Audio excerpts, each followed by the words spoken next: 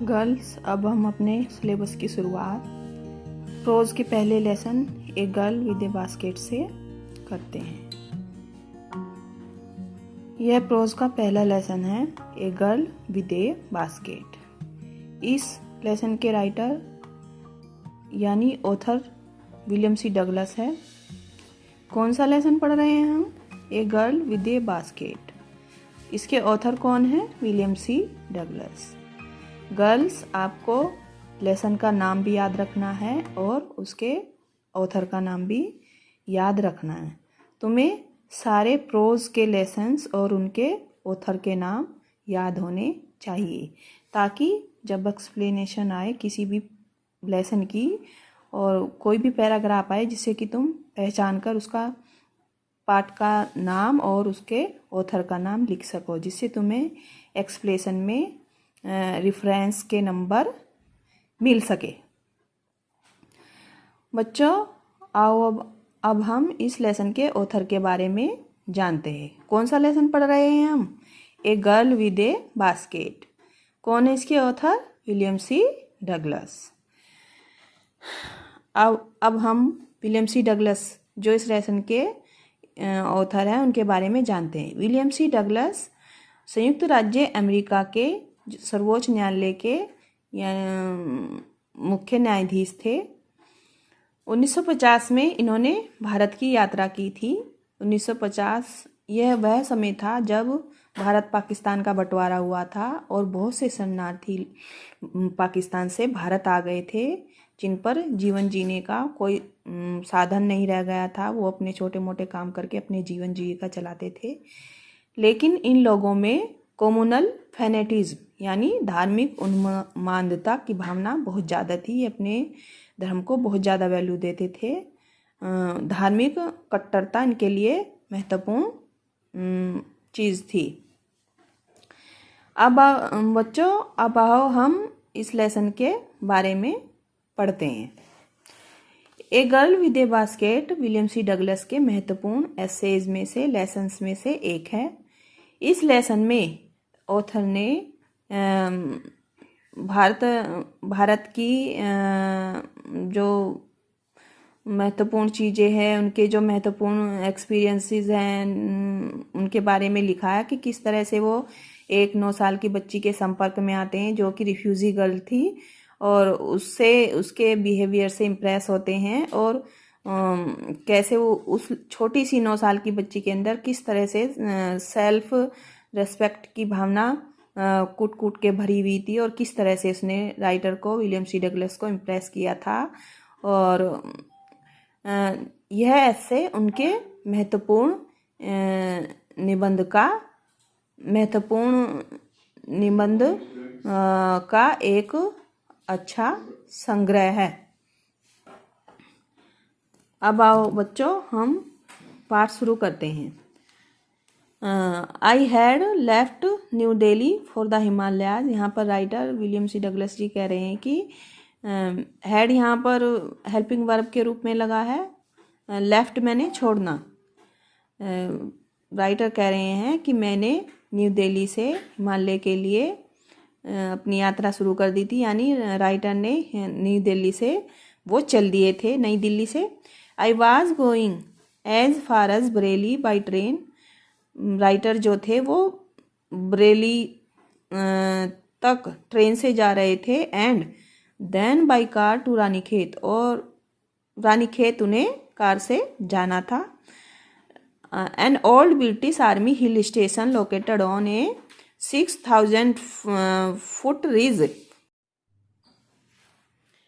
Ranikhet an old British Army hill station located on a 6000 foot ridge. Ridge means होता है पर्वत श्रृंखला। Opposite A 120 mile stretch of snow capped Himalayas. तो यहाँ पर हम रानीखेत के बारे में पढ़ रहे हैं कि Ranikhet N old British army hill station. Ranikhet जो है एक पुराना अंग्रेजी सेना का पहाड़ी क्षेत्र था। लोकेटेड, जो कि स्थित था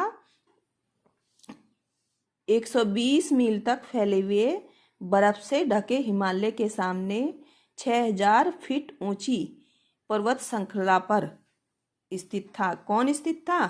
रानीखेत। यहाँ पर राइटर कह रहे हैं कि रानीखेत जो है यह 120 मील तक फैले हुए बर्फ से ढके हिमालय के सामने एक 6000 फीट ऊंची पर्वत श्रृंखला पर स्थित था। स्ट्रेच मैंने फैले हुए, स्नो कैप्ड मैंने बर्फ से ढके हुए हिमालय की पर्वत श्रृंखला पर 6000 फीट ऊंची पहाड़ी पर स्थित था। The train was slow, train जो है स्लो मैंने धीमी, ट्रेन जो है धीमी चल रही थी। एंड इट स्टॉप्ड, और यह रुक जाती थी। At all the way station, जो भी छोटे छोटे स्टेशन इसके वे मैंने होता है मार्ग, मार्ग में पड़ते थे। एट एवरी स्टॉप, प्रत्येक स्टॉप पर, प्रत्येक स्टेशन पर। आई स्वंग ओपन, स्वंग ओपन मैंने होता है कि किसी चीज़ को खोलने के लिए जोर से खींचना। I swung open the door of my compartment and walk the platform, प्रत्येक स्टॉप पर मैं अपने कंपार्टमेंट मैंने होता है कैरीज का यानी ट्रेन के डब्बे का दरवाज़ा जोर से खींचता। एंड वॉक द प्लेटफॉर्म, और प्लेटफॉर्म पर घूमने लग जाता। The platforms were packed with people, platform जो थे वो पैक्ड मैंने बहुत ज़्यादा क्राउडेड थे, लोगों से भरे हुए थे। जिनमें कौन लोग थे? सिख्स थे, मुस्लिम्स थे, हिंदूज थे, सोल्जर्स सैनिक थे, मर्चेंट्स व्यापारी थे, प्रीस्ट पुजारी थे, पोर्टर्स कुली थे, बैगर्स भिखारी थे, हॉकर्स फेरी वाले थे। Almost everyone was barefoot, barefoot means होता है नंगे पैर, इनमें से सभी लोग नंगे पैर थे। एंड ड्रेस्ड, और उन्होंने ड्रेस पहन रखी थी, कपड़े पहन रखे थे। कैसे? In loose white garments, loose मैंने ढीले ढाले, वाइट सफ़ेद, गारमेंट्स मैंने कपड़े, और इन लोगों ने सफ़ेद ढीले ढाले कपड़े पहन रखे थे। I would ask at least 3 people before I could find one who spoke English. यहाँ पर ऑथर बता रहे हैं कि I would ask at least 3 people, 3 लोगों से बात करने के पश्चात आई कुड फाइंड, फाइंड मैंने होता है खोजना या पता लगाना। 3 लोगों से बात करने के पश्चात राइटर यह खोज पाते, यह सर्च कर पाते, यह पता लगा पाते वन हु स्पोक इंग्लिश, की कौन इंग्लिश बोल सकता था। Who we would talk world affairs, और जब राइटर को पता चल जाता कि कौन व्यक्ति इंग्लिश बोल सकता था, वो उससे बातें करने लग जाते। वी वुड टॉक, और वो कैसी बातें करते थे? We would talk world affairs, हम सारे संसारिक मामलों के बारे में बातें करते।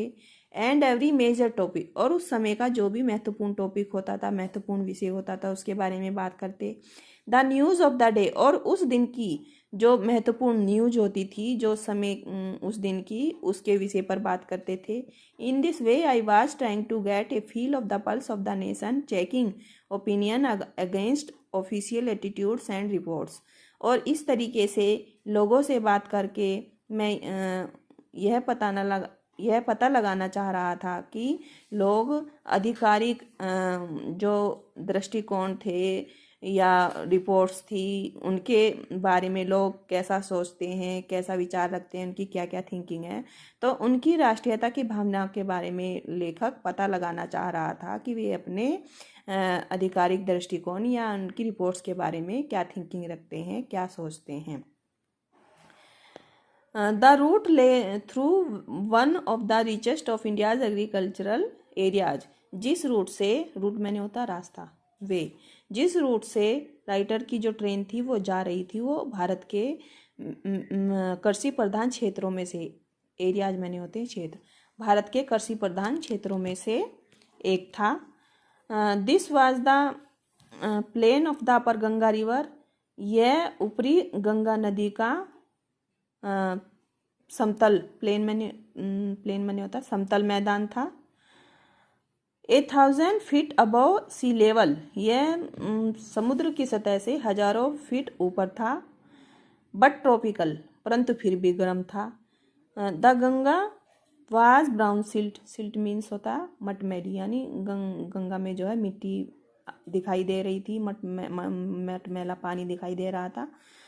Swollen with flood waters, swollen मैंने उफनता हुआ, उफान होना। और गंगा नदी में जो है, गंगा नदी मटमैली हो गई थी, उसमें बाढ़ के पानी से उफान पर थी।